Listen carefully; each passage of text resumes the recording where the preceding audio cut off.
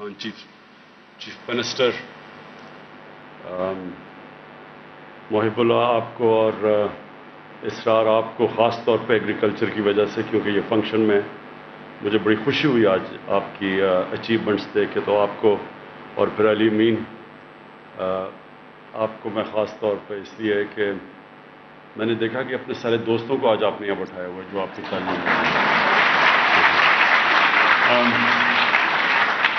اور جمشید چیمہ آپ نے جس طرح بڑی تفصیل میں بہت زیادہ انفارمیشن بڑے تھوڑے وقت میں آپ نے لوگوں کو دی، تو میں سب سے پہلے علی امین کی بات سے شروع کرنا چاہتا ہوں۔ دیکھیں، میں جب مدینہ کی ریاست کی بات کرتا ہوں تو میں ان لوگوں کی طرح نہیں ہوں جو استعمال کرتے ہیں اسلام کو ذاتی مفادات کے لیے، ووٹ لینے کے لیے۔ یہ میرا ایمان کا حصہ ہے۔ میں تاریخ کا طالب علم ہوں، میں نے دنیا کی تاریخ پڑھی ہے، میں نے پھر بڑی تفصیل کے اندر اپنی تاریخ پڑھی ہے، پھر اپنے اسلام کی، پھر سب سے جس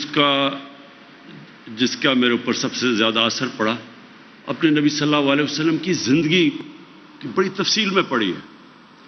تو میں جب یہ مدینہ کی ریاست کی بات کرتا ہوں وہ اس لیے کہ یہ ایک دنیا کی تاریخ میں بہت بڑا انقلاب آیا تھا، اس سے بڑا کبھی انقلاب نہیں آیا،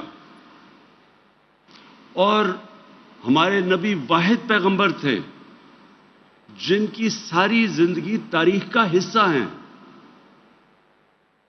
ساری دنیا کی جو تاریخ ہے اس میں وہ فینومینا ہے جب وہ آئے اور وہ جب گئے دنیا سے، اور وہ پھر کیسے وہ لوگ جن کی حیثیت ہی کوئی نہیں تھی، عربوں کی کوئی حیثیت نہیں تھی، 2 سپر پاورز تھی اس وقت کی، کیسے وہ جن کی حیثیت ہی کچھ نہیں تھی چند سالوں کے اندر دنیا کی امامت کرنی شروع کر دی۔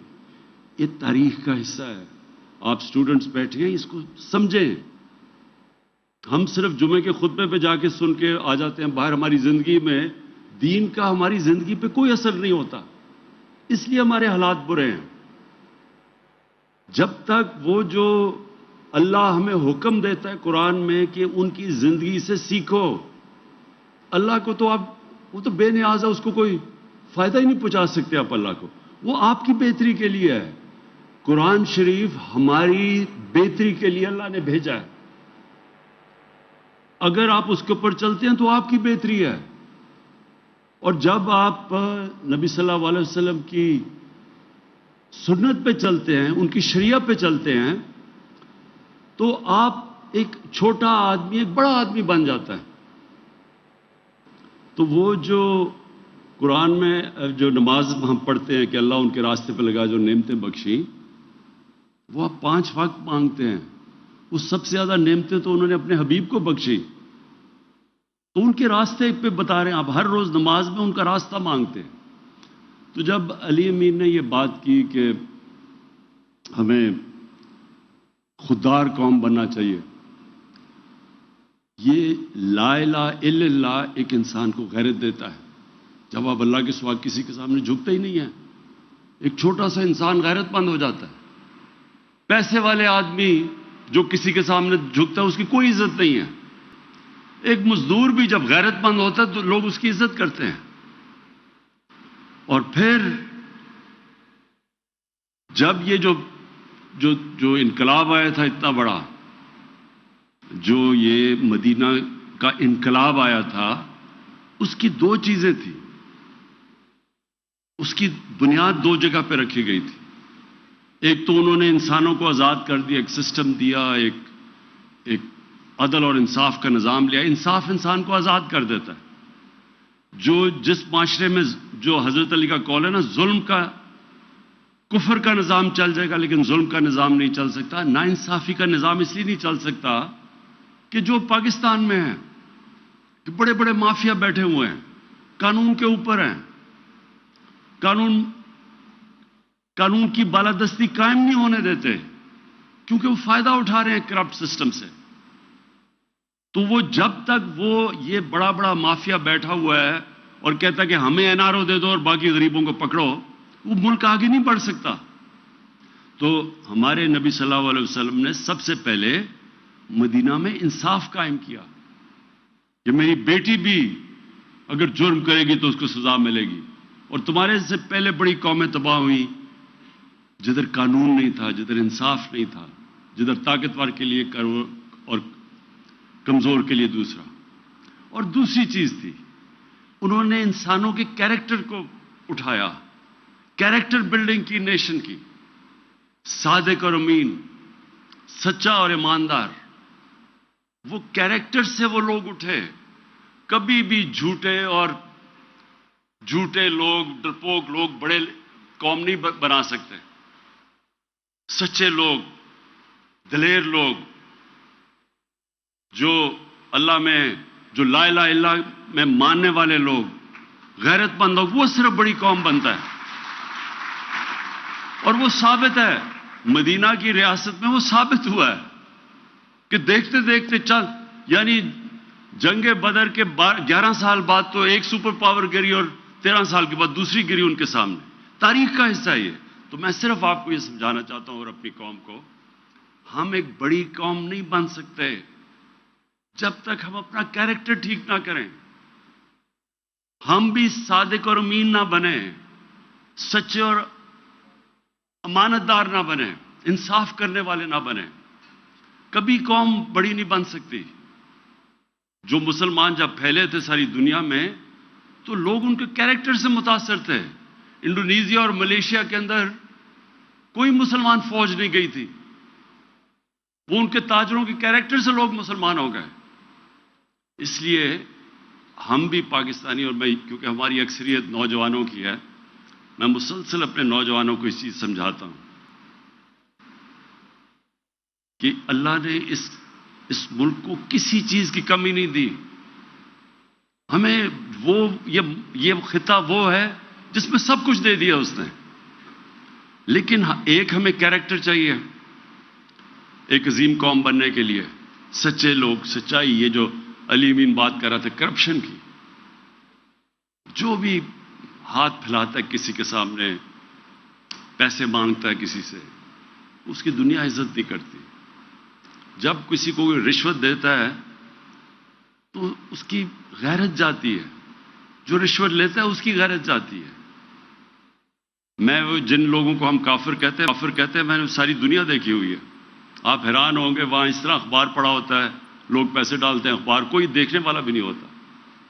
کبھی وہاں سوچتے بھی نہیں کوئی دھاندلی ہوگی الیکشن میں۔ ہمارے یہاں پولنگ ایجنٹس بیٹھے ہوتے ہیں، وہاں ہو رہا ہوتا ہے، پھر لڑائیاں ہو رہی ہوتی، وہاں تو آتا ہے سیدھا ووٹ ڈال کے چلا گیا، کوئی پوچھنے والا بھی نہیں ہوتا، کوئی کہتا نہیں دھاندلی ہوئی۔ کہیں دیکھ لیں یورپ میں الیکشن ہوتا ہے، کہیں کوئی سوچتا بھی نہیں ہے دھاندلی کا۔ ہماری الیکشن سے پہلے ہماری گھنٹوں میٹنگ یہ نہیں ہو رہی ہوتی کہ ووٹر کو کیسے نکالنا ہے، دھاندلی کیسے روکنی ہے۔ تو یہ ہمارے لیے بڑی شرم کی بات ہے کہ ہمارے اس طرح کے لوگ آئے جو آج باہر بیٹھے ہوئے ہیں اور باہر اربوں اربوں روپے کی پراپرٹیز پہ بیٹھے ہوئے ہیں، ایک رسید نہیں بتا سکتے پیسہ کدھر سے آیا، اور وہاں سے تقریریں کر رہے ہیں یہاں بیٹھ کے۔ اس لیے جو جب تک اگر ہم نے بڑی قوم بننا ہے، عظیم قوم بننا ہے، وہ جو ہمیں بننا تھا، جو یہ بہت بڑا پاکستان کا کانسیپٹ تھا، تو میں صرف آپ کو شروع میں یہ بتا دوں کہ ایک تو سسٹم کے اندر ہم آج جنگ لڑ رہے ہیں قانون کی بالادستی کی، سارے مافیاز کے خلاف، یہ اس پہ انشاءاللہ ہم کامیاب ہوں گے۔ اور دوسری، قوم نے اپنے آپ کو چینج کرنا ہے۔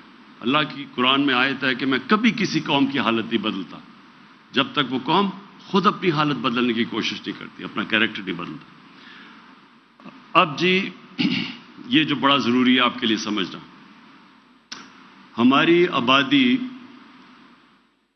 جب پاکستان بنا تھا، اور ہماری آبادی جب پاکستان بنا تھا تو 4 کروڑ سے بھی کم تھی۔ آج پاکستان کی آبادی 22 کروڑ پہ پہنچ گئی، اور جس ریٹ پہ اب بڑھ رہی ہے تو ہمیں جو اتنی زرخیز زمین کے باوجود ہم نے پچھلے سال 40 لاکھ ٹن گندم امپورٹ کی ہے. 40 لاکھ ٹن. اس بار ہم نے پاکستان کی تاریخ میں سب سے زیادہ گندم اس بار ہماری پیداوار ہوئی. اس کے باوجود ہمیں امپورٹ کرنی پڑے گی کیونکہ ہماری آبادی اتنی تیزی سے بڑھ گئی ہے. ہم وہ چیزیں دالیں امپورٹ کرتے ہیں. سارا جو ہمارا گھی ہے تقریباً 70-80% وہ ہم امپورٹ کرتے ہیں. کھانے پینے کی چیز امپورٹ کرتے ہیں. اور جب دنیا میں ساری قیمتیں بڑھی تو پاکستان میں کیونکہ ہم امپورٹ کر رہے ہیں یہاں بھی مہنگائی آ گئی. اس لیے ہمارے پاس اب آج جدھر ہم کھڑے ہیں اور جس طرح آبادی بڑھی ہے اس کو تو ایک تو چیز یہ کہ ہم نے اپنی بنیادی ترین پرائمری ایجوکیشن کے اوپر زور لگانا ہے اور جو ہم پوری کوشش کر رہے ہیں. اب 2 چیزوں سے آبادی کی سپیڈ نیچے آتی ہے. ایک بنیادی تعلیم دیں بچوں کو اور اپنی بچیوں کو, اور دوسرا جو بنیادی ہیلتھ کیئر ہے جو نیچے جو پرائمری ہیلتھ کیئر جسے کہتے ہیں اس کو ٹھیک کریں. تو وہ تو انشاءاللہ ہم کر رہے ہیں. لیکن اس کے ساتھ ساتھ ابھی سے ہمیں پلاننگ کرنی ہے کہ ہم نے کیسے اپنی بڑھتی ہوئی آبادی کو ہم نے کیسے اناج دینا ہے, ہم نے کیسے اپنے لوگوں کا پیٹ پالنا ہے, اور ہم نے کیسے اگر اسی طرح آبادی بڑھتی رہی اور اتنی پیداوار ہماری رہی تو آگے جا کے یہاں تو بہت بھوک ہوگی پاکستان میں. کیونکہ باہر اگر اسی طرح باہر بھی جو قیمتیں بڑھی ہیں یہ 20 سال کے بعد کبھی اتنی تیزی سے انفلیشن یعنی قیمتیں نہیں بڑھی کموڈیٹیز کی کھانے پینے کی چیزوں میں جو اس 1 سال کے اندر بڑھی ہے. تو اس لیے اگر ہم خود اپنی ساری اس ملک میں اناج اگا سکیں تو ہمیں فرق نہیں پڑے گا اگر دنیا میں قیمتیں اوپر جائیں. لیکن اگر ہمیں امپورٹ کرنی پڑتی ہے تو ہمیں فرق پڑے گا اور پڑ رہا ہے. تو اس لیے یہ بڑا امپورٹنٹ ہے یہ جو آج جس کے لیے میں خاص طور پہ آیا ہوں. گوملزام ڈیم کا آج ہم یہ جو تقریباً 2 لاکھ ایکڑ زمین مزید اب اس سے کاشت ہوگی.